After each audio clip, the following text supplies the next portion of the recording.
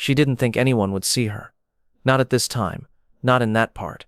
Queen Camila strolled right into the vault and started stealing the late queen's jewels, one at a time, until a royal guard left his position and caught her in the act.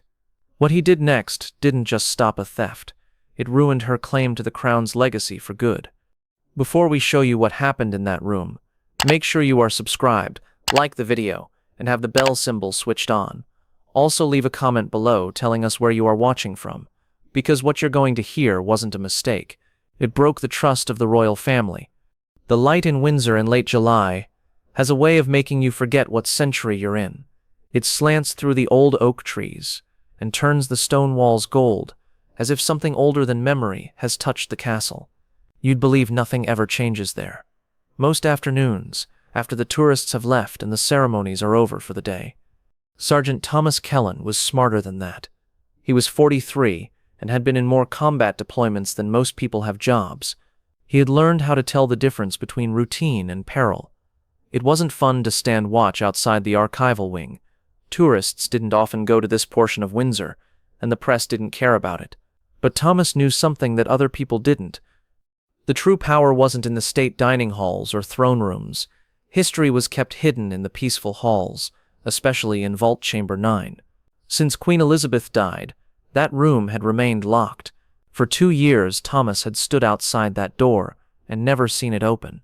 He'd never even seen anyone try. There were always tales going around about sealed wills, jewelry that wasn't in any public catalog, and intimate letters that were too valuable to lose and too hazardous to throw away. The kind of secrets that only the people who make them know. That night, Thomas was standing near the entrance of the archive in his Coldstream Guard uniform, which stood out against the pale stone. That's when he heard the sound that changed everything. Not a lot of noise, just the gentle click of expensive heels on marble as they moved with purpose.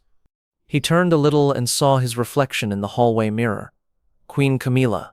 No security detail. No pre-arranged meeting. Just her and an aide who seemed apprehensive, headed right into the one door in Windsor that shouldn't open for anyone. Thomas stayed still. Not yet, but his hand moved toward the communication gadget sewn into his cuff, and something icy sank in his stomach as he saw that she was carrying something that looked just like a vault key, the kind they hadn't used in 10 years. Thomas had only seen one of those keys once before, and the memory hit him like a cold shower. It was March 2019, 3 years before Elizabeth passed away. She had called him to her private study at Windsor, not the official office where she did state business, but the modest chamber with a view of the rose garden where she went to ponder. She was watching the gardener work in peace outside the window when he came in. She was still in her riding gear. She had said, "Sergeant Kellen, do you know the difference between inheritance and stewardship?" without turning around. "I think so, ma'am. Inheritance means having something." She had kept going till she eventually faced him. Stewardship means being responsible. "The crown doesn't own anything, Sergeant. We are just stewards for the nation." That was when she showed him the brass key that was just like the one Camila had used. Elizabeth held it up to the light in the afternoon and looked at it like it held secrets. She had said in a hushed voice, "There are 3 of these left. One for me, one for emergencies, and one that should never be used. I am giving you something, Sergeant, not the key itself, but the knowledge of what it opens." She strolled over to an old writing desk and took out a sealed envelope that was cream-colored and had her own seal imprinted into red wax. Vault Chamber 9 holds things that are the heart and soul of this monarchy, not its wealth but its meaning. They are never to be treated as personal property, never. If anyone tries to claim them as private inheritance— She stopped and looked right at him. "You have my permission to step in." Thomas took the envelope without breaking the seal, knowing instinctively that what was inside was for a moment that might never arrive. "Even if that person is higher up than me, ma'am." Elizabeth's smile had been sad, and she knew it was sad. He still had the envelope in his room, sealed in the same footlocker where he kept his service medals and the letter his dad wrote him before Normandy. He never opened it. There was never a necessity. Up until tonight, if Queen Elizabeth had given him 3 keys, one of which was buried with her, and one of which was sealed in the royal vault, Whence did Camilla get the third? He saw her go down the locked hallway, and every instinct he had picked up in Helmand told him the same thing. Something was very, very wrong. He had been on patrol long enough to recognize the difference between someone who was allowed to move and someone who didn't want to be seen. Thomas walked like smoke, quietly, carefully, and using every shade in a building he knew better than his own apartment. He owned the archive wing. He knew which floorboards made noise, which stones were uneven, and where the security cameras couldn't see. He knew the regulations, which was even more vital, and the most important rule was easy. Vault Chamber 9 had to stay shut. The hallway that led to the vault was supposed to be gloomy. Instead, the door to the room let in mild light, a room that shouldn't be open, and light that shouldn't be there. Thomas leaned against the wall and listened.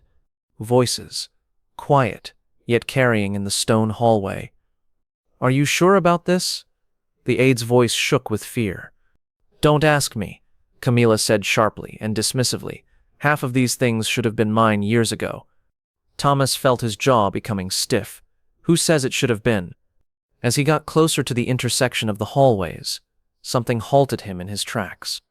Instead of red, the security panel next to the vault entrance was lighting amber. Amber meant accessed, yet there shouldn't have been an amber light. For 2 years that system had been off. Thomas put his keycard against the reader and opened the access log on the small screen. What he saw made him shiver. Entry made at 1947. There should have been a name, an authorization code, and biometric confirmation, but instead there was just a line of dashes. The system knew that the door had opened, but it didn't know who had done it or how. Someone had bypassed every security protocol Windsor had. The voices came back inside. "Are you sure this is a good idea?" The aide's voice shook. Camila's answer was curt and dismissive. "And don't question me. Charles has been avoiding the conversation about these pieces. They should have been sent to me months ago." Thomas's jaw felt constricted, moved. What authority says that? But what if someone finds out? Who's going to find anything? The vault has been locked up since the funeral, and no one comes here except the cleaning staff, who aren't due until next week. There was a delay, and then the sound of something metal clicking, which meant that the locks were being opened. Besides, Camilla went on, her voice taking on that tone of entitlement that Thomas had heard from too many officers who had never seen genuine war. "Elizabeth promised me these things personally. I'm not stealing anything. I'm just taking what's mine." Thomas moved forward slowly until he could see inside the room. What he saw was worse than he had thought it would be. This wasn't a theft of opportunity. This was looting that happened on purpose. Camila stood in front of 3 open exhibit cases. There was a tiny leather bag on the table in the middle, and it was already full of things. She took what looked like a diamond tiara out of one case and gazed at it under the light before adding it to her collection. Thomas observed. She pointed to a tiny velvet bag and said, "The coronet goes in the separate pouch, and watch out for the marble pins. They're almost 200 years old." Even though the air was controlled, the helper was sweating. "Ma'am, maybe we should write down which pieces." Camilla pulled him off and said, "We're not writing anything down. This is a private family matter. When Charles asks, I'll tell him I found them in my private quarters. Elizabeth must have moved them there before she died." Thomas had heard enough. Camilla wasn't just saying these were random bits. She had a list with her. She knew exactly what was in this vault and where to find it. This wasn't a theft that was done out of grief. This was planned ahead of time. He saw her close the first bag and reach for the sapphire crown, which Elizabeth had worn to 3 state events, all of which were recorded in the royal archives. The piece that came directly from Queen Victoria's private collection, the item that was expressly specified in the sealed envelope that was in Thomas's room. He went into the doorway at that point. "Your Majesty," his voice broke the silence like a knife, "these rooms are closed by order of inheritance. Can I see your permission?" Slowly, Camila turned, not scared, angry, like he was a servant who had broken into something secret, or the racation. Her voice was calm and trained. "Why? To walk through my own house?" "To get to protected royal collection items," Thomas said calmly. Vault Chamber 9 has been closed off to everyone since the death of Her late Majesty. Camilla's face didn't shift, but something moved behind her eyes. Counting. They belong to my husband's mother, she said, making sure to say each syllable. Now they're mine. That's all the permission I need. Thomas didn't even blink. Ma'am, that's not how succession law works. These items are protected under Class A. They can't be taken away without proof from both the Crown and the Royal Collection Trust. The only sound for a while was the soft hum of the climate control system. Camilla retained his eyes, and the velvet purse she cradled to her side showed that she wasn't ready to give up. Documentation, she said again, and her voice sounded cold this time. You think the Queen had to fill out forms every time she gave me a piece of jewelry? She told me personally that some things were mine to keep. She turned back to the display case with a purpose. I don't need any more permission. Thomas took a step forward, not menacing her but clearly obstructing her way to the door. He added softly, verbal promises don't cancel out orders to protect your heritage. I need you to give back what you've taken and move away from the display. It felt like the room got 10 degrees cooler. Camila turned to face him completely, her chin up in the manner that powerful people do when they don't want to hear no. Are you telling me what to do? What is... The words came out quiet and threatening. Ma'am, I'm following the rules. The same rules that have kept the Crown's legacy safe for hundreds of years. She laughed, and it sounded like glass breaking. Do you think some uniformed boy knows more about legacy than the Queen Consort? She pointed to the open case. Elizabeth wore that crown to my wedding. She promised me that brooch for Christmas. Would you deny her last wishes just because of red tape? Thomas's voice stayed steady. I would support them, ma'am, just like she wanted. The person helping Camilla moved around uneasily, looking back and forth between them like he was witnessing a tennis match that could end in carnage. Camilla drew the velvet purse closer to her body. She continued, If there's a problem, you can talk to the palace about it tomorrow. Tonight, I'm taking what's mine. There was frost in every word. She walked toward the door. Thomas didn't move out of the way. I can't let those things leave this room without proper verification, he stated. That's not up for discussion. The Queen Consort and the guard stood facing each other for a heartbeat, two very different ways of thinking about loyalty. Then, for just a second, Camilla's mask fell off, and what came out wasn't royal dignity. It was pure rage. Then you're making a very big mistake, she said in a low voice. Thomas looked her in the eye without flinching. Someone is, he said, but it's not me. The stalemate in the vault chamber felt like the calm before the storm. Thomas Kellen stood between Camilla and the door like a solid piece of Windsor's architecture, and she held the velvet purse like her life depended on it. Neither of them was giving in. At that point, the helper made a deadly mistake. Ma'am, he whispered in a hurry, maybe we should get in touch with Sir Jeremy. He might have the papers. Shut up, Camilla said in a low voice. But it was too late to do anything. Thomas had heard every word. Sir Jeremy Whitmore was the Queen's private secretary before, the man who had read Elizabeth's private letters, her personal files, and her sealed orders, the man who had been quietly let go from royal service 3 months after the funeral. All of a sudden, parts of a much bigger puzzle started to fit together in Thomas's head. This wasn't only about the jewelry. Someone in the royal family gave information and maybe even permission for the systematic theft of protected heritage items. Sir Jeremy gave you codes to get in? Thomas inquired in a low voice. Camilla's face turned white. I never said that. Your help did. The helper looked like he might pass out. Camilla got so angry with him that she could have melted steel. Get out, she said angrily. Now. The help didn't argue. He almost ran out of the room, leaving Camilla alone with Thomas in a room full of proof. That's when footsteps could be heard coming from the hallway. Not rushed, but on purpose. Professional. Several people moving with a purpose. But this time, Thomas heard the sound of security boots clicking on stone. Security guards at the palace. The first person to show up was Inspector Davis from the Royal Protection Unit. Thomas had worked with her on state visits. Clive Hartford, the young archivist who looked like he would rather be anywhere else on Earth, was behind her. Then Leah Waters from the Royal Collection Trust came in with a tablet in her hand, and her eyes wide as she took in the scene. Davis exclaimed sharply, "Sergeant," and her eyes moved from the open exhibit cases to the bag in Camilla's hands. "We got an automated alert about unauthorized access to heritage. Several vault seals were broken." Several seals? Thomas felt like he had ice in his veins. How many rooms? Davis looked at her tablet. 3. Chambers 7, 9, and 12. All of them were accessed in the last 2 hours using manual override codes. 3 rooms. This wasn't theft for a quick buck. This was stealing from the royal collection on a large scale. Thomas saw Camila in a new light. It was just the beginning for her, with the velvet bag in her hands. "Ma'am," Clive mumbled. "Chamber 7 has the Georgian silver collection, and Chamber 12 has the Victoria Crown Jewels replica set.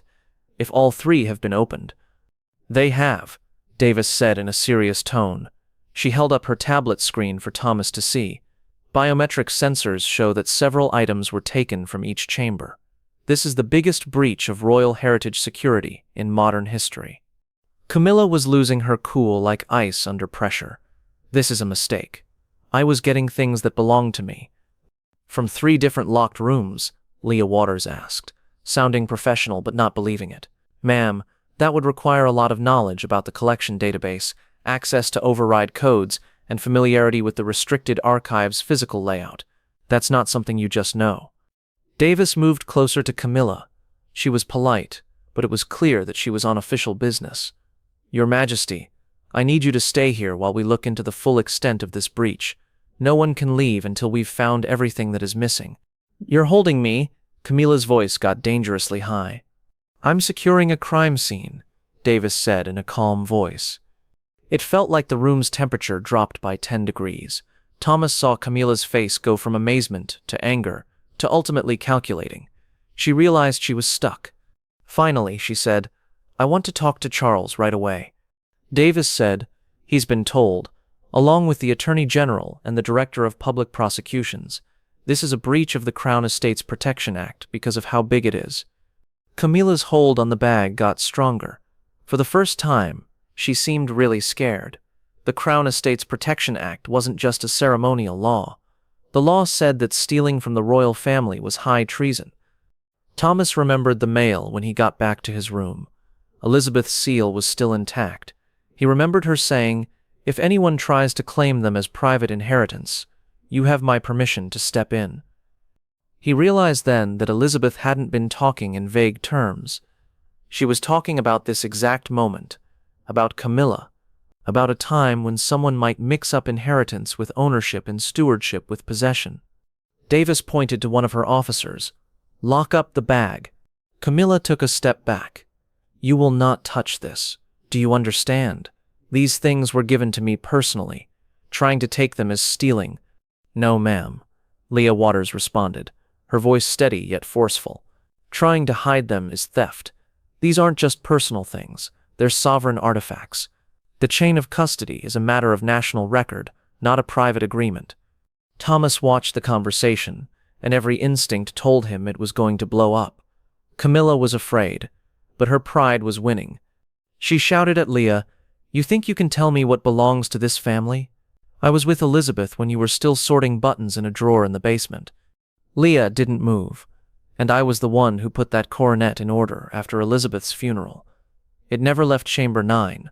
"So you are lying, ma'am." The room got quiet. The word hung in the air like a weapon that had been drawn. Lying. Camila's face got hard. For a second, Thomas believed she might hit Leah with her body. She did something worse instead. She looked at Davis. "You will regret this. When the king gets here, you will all have to answer for this shame."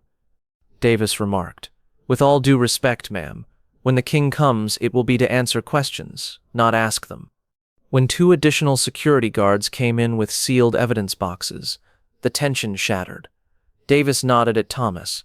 "Sergeant, did you see the removal happen?" "Yes, Inspector. I saw Her Majesty put a lot of heritage items, like the sapphire coronet and marble pins, into the satchel." "And you tried to get involved?" "Yes, ma'am. I told her the rules and asked for proof, but she didn't give me any." Davis's stylus went about on her tablet. Statement recorded. Sergeant Kellen, you are now the main witness to this breach, as per the Crown Estates Protection Act. Camila's voice broke. You dare to put his word above mine. No, Davis said. We put the evidence above both, and right now, the evidence speaks louder than any of us. Thomas's gaze moved to the bag. The velvet looked like it had been bloated for hundreds of years.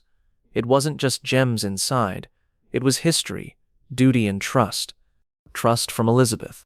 At that moment, he knew he couldn't just be a witness. He had to do something. Not merely for the law. For her. Inspector, he added softly. There's something else. Davis looked at him. Go ahead.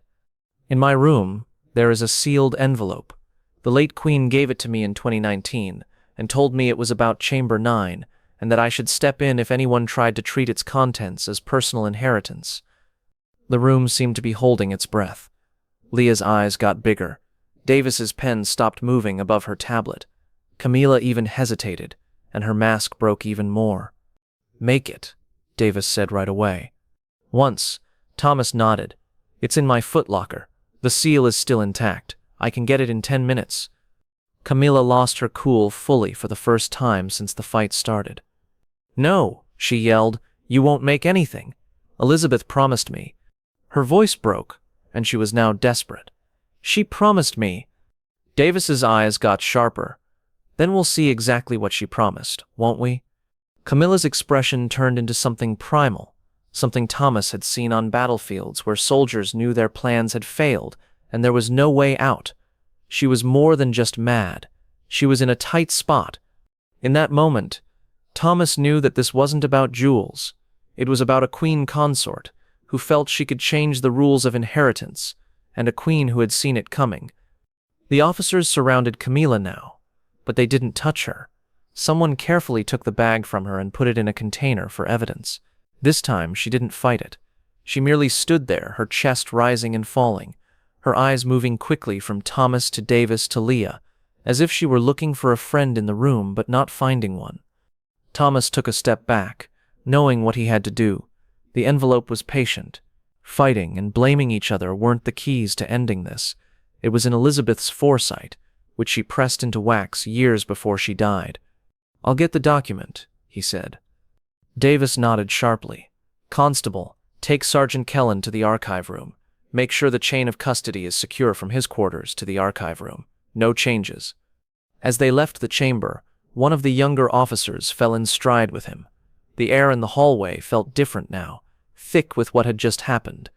Their footsteps echoed against centuries of stone as they went quickly through the quiet hallways of Windsor. But Thomas wasn't thinking about the hike. It was the memory of Elizabeth's face that day at her office. How her eyes had softened with both melancholy and hardness. She had been expecting this moment. Not only an idea, in depth. When they got to his room, Thomas unlocked the footlocker with the same skill as a soldier disarming a gun. The cream-colored envelope was inside, under his medals and folded clothing, not broken. The royal cipher was pressed into red wax on her seal, which shone faintly in the light of the lamp.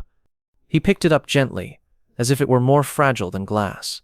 The cop next to him quickly recorded the retrieval, taking pictures of the seal and putting a timestamp on the chain of custody. They went back the same way, with Thomas gripping the envelope like it held not paper but fate. When they went back into Chamber 9, everyone looked at him. Camila's breath was loud. Seal verified, the officer said as he showed Davis the pictures. Davis took the envelope with both hands and then stopped. Sergeant, since Her Majesty gave this to you directly, you should be the one to break the seal. Thomas thought for a second before nodding. He pulled the packet back and felt the bumps in the wax with his thumb. He carefully broke the seal and pulled out the one folded sheet that was inside. There was no noise in the room. The sound of the air system even seemed to fade away. Thomas opened the paper and started to read it out loud. Elizabeth's voice filled the room through his, calm, steady, and certain. To whom it may concern. The items in Vault Chamber 9 and the other chambers connected to it are not to be treated as inheritance. They belong to the sovereign trust, which is held in stewardship by the reigning monarch. They are never to be taken for personal use. If anyone tries to claim them in any other way, the bearer of this letter is authorized by me, Elizabeth R., to intervene with full authority of the Crown. This directive is final." Thomas put the letter down. No one said anything for a long time. It looked like Camila had been hit because she swayed. Her face lost all its color. "No," she said in a low voice. She wouldn't have. But Thomas had the seal, the calligraphy, and the power of a queen who had ruled for 70 years. There was no doubt about it. Leah Waters's voice pierced the quiet. "That settles provenance. Everything in those bags goes back to the sovereign trust forever." Davis's voice was frigid than steel in the winter, and it shows intent. This wasn't a mistake. It was an attempt to illegally take sovereign property, which the late monarch herself made clear was not allowed. Camilla's hands shook. "You don't understand. She promised me. She promised me in private. You can't prove me wrong." Thomas's answer was quiet, yet it rang out like a bell. "She just did." Camilla lost her cool. She didn't appear like a queen consort. She looked rather like someone who was trapped by truths that were too heavy to run away from. Her voice broke, and it was clear that she was desperate. "Do you know what it was like to live in her shadow for decades? To be treated like an outsider, a placeholder, and a scandal to be tolerated?" Her hands shook as she spoke. "And then she told me these things would be mine. A gesture, a recognition, proof that I wasn't just a footnote in this family's history." For a second, no one moved. Davis even hesitated, her face showing a mix of obligation and a hint of human empathy. But Thomas didn't change his mind.